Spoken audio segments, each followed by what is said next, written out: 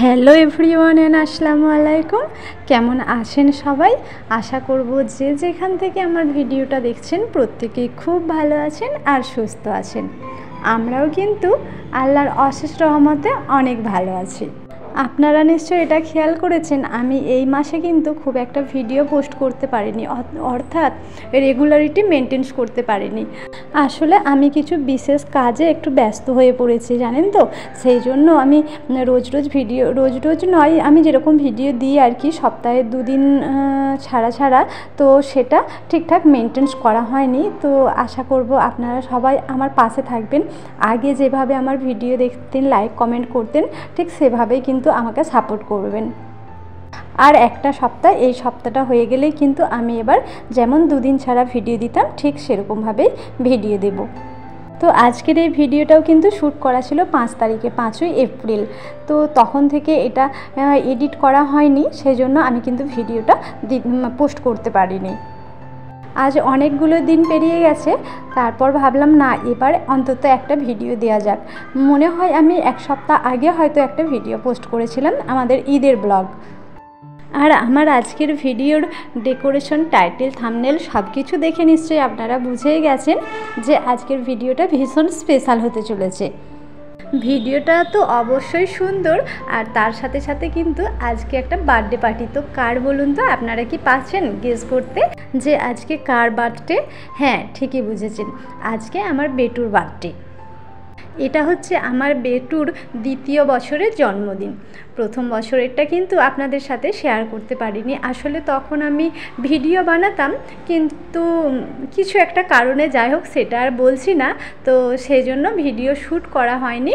তো ছোট কিছু ক্লিপ নেওয়া ছিল, সেগুলো কিন্তু আমি আমার ইনস্টাগ্রাম আইডিতে পোস্ট করেছিলাম।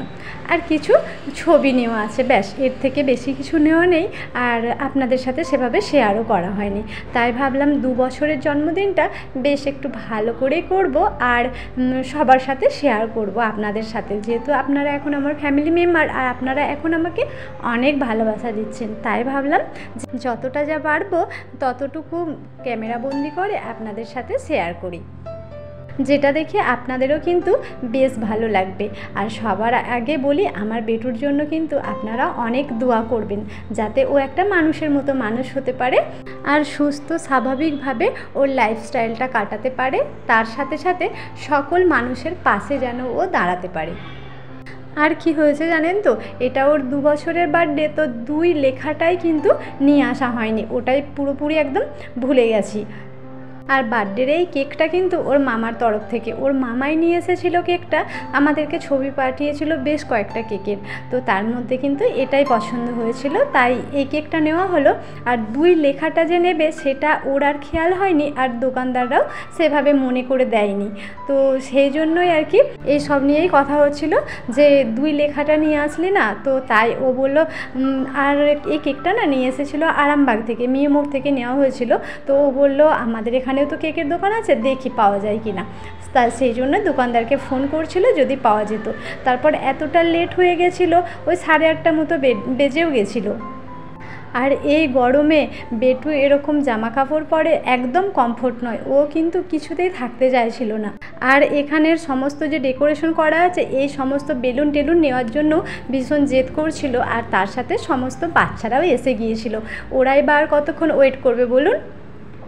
ওরাও চাইছিল কখন কেকটা কাটা হবে, আর ওরা সকলে এই বেলুনগুলো নিয়ে খেলবে।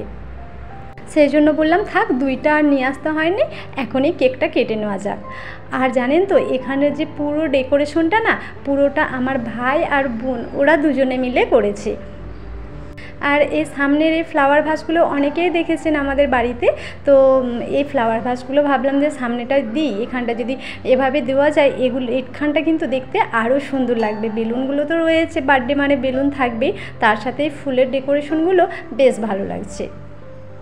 আর যারা আমার রেগুলার ভিডিও দেখেন তারা হয়তো অনেকেই আজকে এখানে বার্থডে সেলিব্রেশনটা দেখে একটু হয়তো অবাক হচ্ছেন।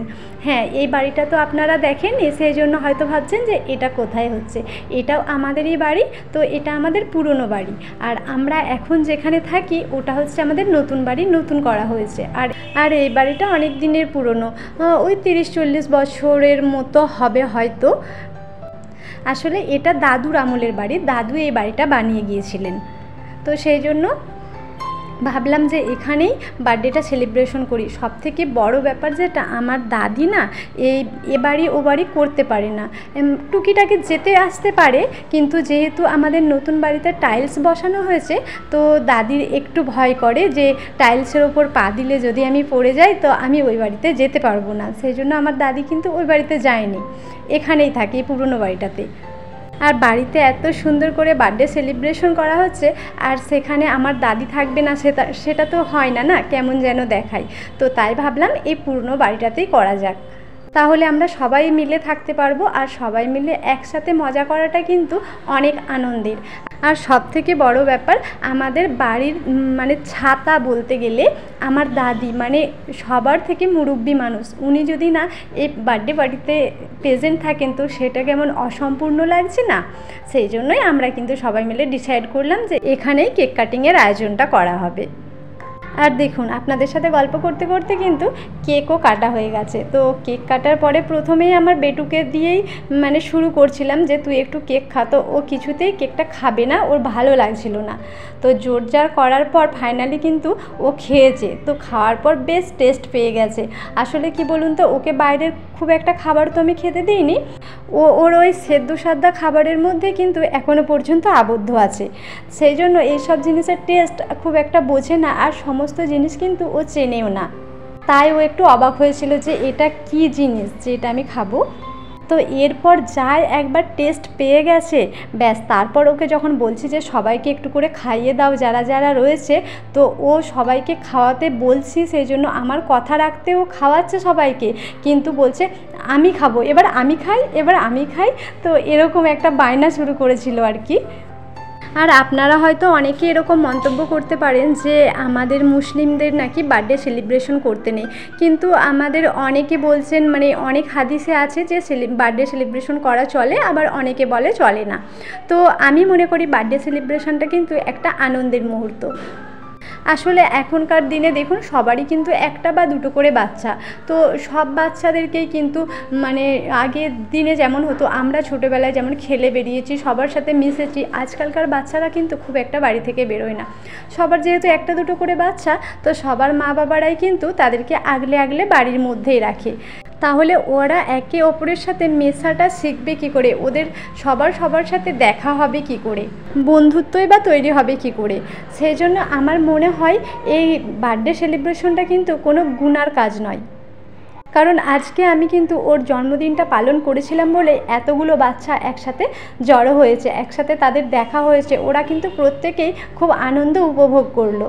আর এর সাথে সাথে আমার বেটুরও কিন্তু বড় হয়ে বেশ ভালো লাগবে, যেহেতু আমি এটা ক্যামেরা বন্দি করে রাখলাম। ও যখন বড় হয়ে দেখবে ওর ছোটোবেলাটা কীরকমভাবে কেটেছে, ওর জন্মদিনটা আমরা কিভাবে পালন করেছি, ও সেই সময়তে কী করছিল, ও তখন কেমন দেখতে ছিল, ওর অ্যাক্টিভিটি সমস্ত কিছু যখন ও বড় হয়ে দেখবে না, ওরও ভীষণ আনন্দ লাগবে।